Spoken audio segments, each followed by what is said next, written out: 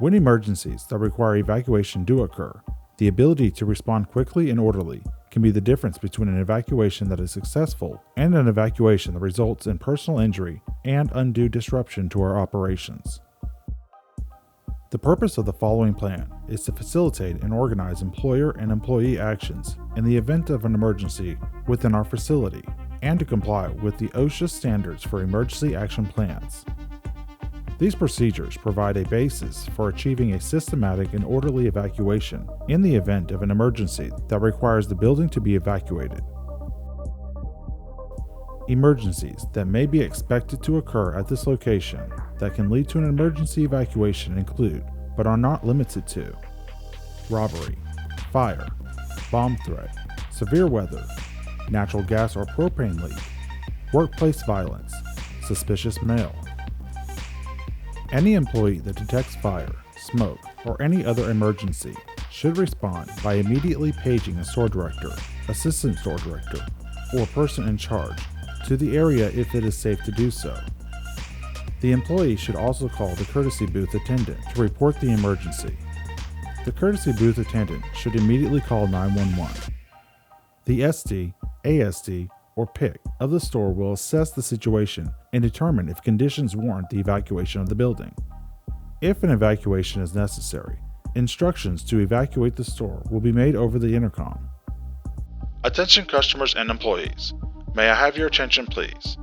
Due to a situation beyond our control, we must insist that all customers and employees leave the building immediately. Please proceed calmly through the nearest exit and leave all merchandise behind that has not already been purchased. If for some reason the intercom cannot be used, the fire alarm should be activated at a pull station. Upon notification to evacuate the building, employees should turn off any equipment at their worksite that cannot be left unattended for more than a few minutes, and calmly proceed to the designated assembly area and wait for further instructions.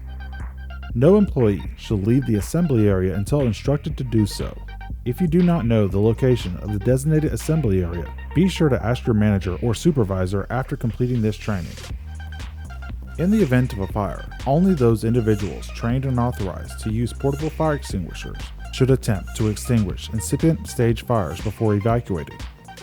The SD, ASD, or person in charge should proceed to the assembly area to account for employees, or designate another employee to take control of the assembly area and account for employees, while he or she assists in the orderly evacuation of all employees and customers. The SD, ASD, or PIC will be responsible for coordinating outside emergency services, such as medical aid and local fire departments. Department heads and other designated employees will assist employees and customers to emergency exits and then, if it is safe to do so, conduct a search of all restrooms, offices, freezers, coolers, storage closets, and other auxiliary spaces to assure all persons are evacuated.